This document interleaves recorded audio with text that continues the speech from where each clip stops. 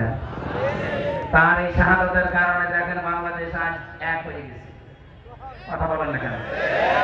এরপরেও যদি কেউ মত পার্থক্য তৈরি করেন এই দেশটাকে বিভাজন করার জন্য, আমার মনে হয় বাংলার মানুষ বুঝে ফেলবে যে আপনি দেশের শত্রু। আমি যে আলেমদের জন্য দোয়া চেয়েছি এমনি চাইনি। হক্কানি আলেম ইমাম ইবনে তাইমিয়া রাহমাতুল্লাহ আলাইহি উনি লিখেছেন 3 জায়গায় পাওয়া যায় পৃথিবীতে। 1 নম্বরে জালেমের জেলখানায়, तमाम পৃথিবীর 257টা দেশ। আপনি যেখানে যেখানে জেলখানা দেখবেন, আপনি খোঁজ করে দেখবেন ওখানে জালেমের জেলখানায় অনেক আলেম আছে। 2 নম্বরে হক্কানি আলেম পাওয়া যায় মাটির নিচে।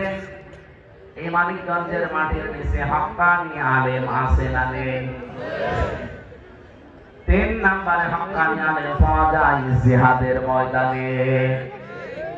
ভারতের আগ্রাসন থেকে বিশেষ করে বাংলাদেশকে মুক্ত করার জন্য এবার সবচাইতে বড় জিহাদ করা লাগবে। এই জিহাদে আপনারা শরীক হতে চান না? কারা চান দেখে লিল্লাহি তাকবীর। হ্যাঁ দেখেন তো, হাত তোলেন কে?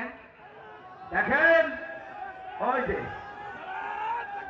আল্লাহু আকবার, আলহামদুলিল্লাহ।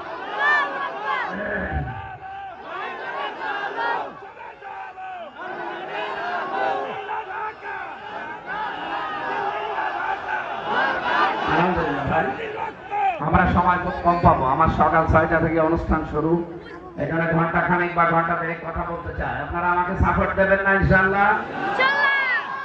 সামনে বসে আজকের মাহফিলের প্রধান আকর্ষণ আপনারা। আপনারা না আসলে আমি রামজানা বাপ আসলে কিছু হইতো বলেন? কিছু এখানে এত কথা বলতে না ভাই। আর আপনারা এই যে একটু পিছিয়ে বলুন তো ভাই, আপনি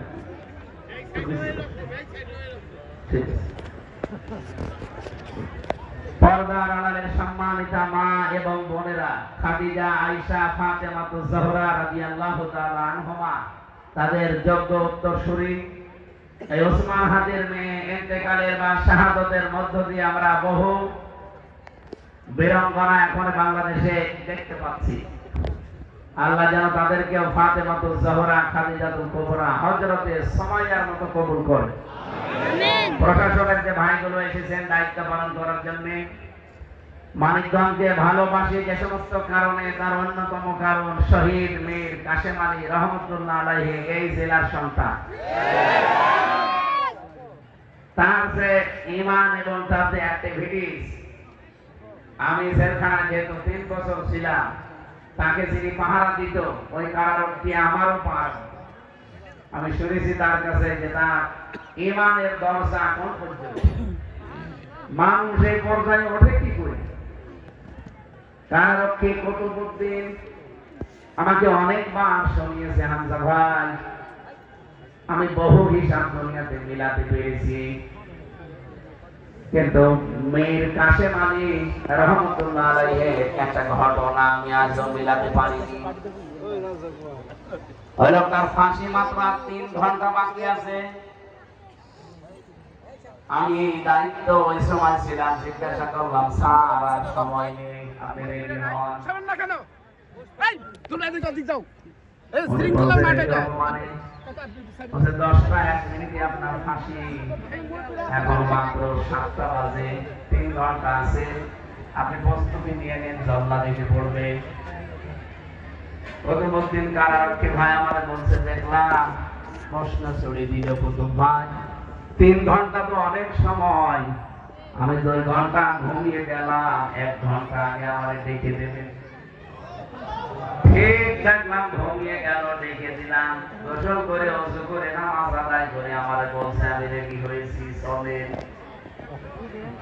আমি রেডি হয়ে গেছি, চলেন, এই কথাটাও মেন কথা না, মেন কথা উনি ঘুমাইলো কি করে।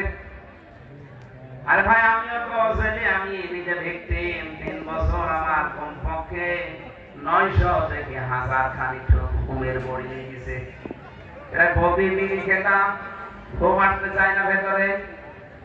হাসির ওই কন্ডেন্সারের ভেতরে 24 ঘন্টা একা একা থাকা মনে হয় জিন্দা কবরে বসে আছি। কোনো যোগাযোগ নেই 3 বছর, কারোর সাথে সাক্ষাৎ নেই, কারণ আমার সাথে কেউ সাক্ষাৎ করতে চাইতো না, ভয়। এত বড় কঠিন মামলা দিয়ে ভেতরে রেখে দিয়েছিল। হাসানা না হাসিনা? আর আজকের তেলাওয়াত কিন্তু আয়াত হচ্ছে হাসানা, হাসিনা না। কত পাকে আমি ওইদিন বলেছিলাম যে আপনি তো মিলাতে পারেননি, যে কেন তার ঘুম এসেছে, আমি মিলিয়ে ফেলেছি। সূরা হামিম সাজদার 30 নম্বর আয়াত আমি তাকে ওইদিন শুনিয়েছিলাম। ইন্নাল্লাযীনা ক্বালু রাব্বুনাল্লাহ, নিশ্চয় যারা এই কথা বলতে পারে আমাদের রব আল্লাহ, সুম্মাস্তাকামু, এটা বলার পরে যারা টিকে থাকে, শুধু রব আমাদের আল্লাহ বলার পরে যারা টিকে থাকবে না, এর পরবর্তী যে কথাগুলো আল্লাহ তাদের জন্য দেয়, এজন্য সুম্মাস্তাকামু, আল্লাহকে রব বলার পরে যারা টিকে থাকতে পারে। বলেন যে বাংলাদেশে অনেক মানুষ আমরা আল্লাহকে রব বলি, কিন্তু টিকে থাকতে সবাই পারি। কেউ চেয়ারের কাছে বিক্রি হয়ে যায়, কেউ টাকার কাছে বিক্রি হয়ে যায়, তখন আর রবের কথা মনে থাকে না। বিক্রি হয়নি, বাইরের দেশ থেকে চলে এসেছিল। উনি যদি ওই সময় আমেরিকায় থাকতেন, এতদিন পর্যন্ত হারা হায়াত যদি আল্লাহ আপনার বিষয়ে প্রমাণ করছে, এখন উনি পিঠে দাঁড়াতেন। কথা বলেন না কেন? এখানে সে প্রমাণ মনে হয় এই হরিরামপুর সিলাই এখন শেষ হয়নি। তাতানাজ্জালু আলাইহিমুল মালাইকা, আমার বাড়ি তাতানাজ্জালু আলাইহিমুল মালাইকা, কাকবালে মালাকুল বসর, মালাইকা বসর, শক্তি যারা পৃথিবীতে আল্লাহকে রব বলার পরে টিকে থাকতে পারবে, আল্লাহ পাক তাদের জন্য ফেরেশতা 100 না হাজার হাজার ফেরেশতা দুনিয়ায় পাঠাচ্ছে। ফেরেশতারা এসে কি বলবে? আল্লাহ তাখাফু ওয়া লা তাহজানু, কোনো ভয় নেই, কোনো চিন্তা নেই। ওয়া আবশিরু বিল জান্নাহ, ওই জান্নাতের সুসংবাদ দিতে এসেছি। আমি তাফসীর পড়তে গিয়ে আয়াতটা ফি জিলালিল কোরআনে দেখেছিলাম, ওই সময় জেলখানায় মুফাসসির লিখেছেন, ফেরেশতা এসে কি বলে জানেন? যেহেতু সাইয়েদ কুতুব রহমাতুল্লাহ আলাইহি জেলখানায় ছিলেন, উনি জেলে বসে এই তাফসীরটা লিখেছিলেন ফি জিলালিল কোরআন। উনি এই তাফসীরে লিখেছেন, মানুষ যখন ফেরেশতাকে রব বলার পরে টিকে থাকতে পারে, আল্লাহ পাক যখন তার কাছে ফেরেশতা পাঠায়, ফেরেশতা এসে তার কানের কাছে মুখ নিয়ে বলে, বান্দা চিন্তা নেই। কিসের চিন্তা? হয়তো চিন্তা হতে পারে যে আমার ছেলে ফেরেশতা আমার মান গুম হয়ে আছে। সামনে মাথাটা সরা,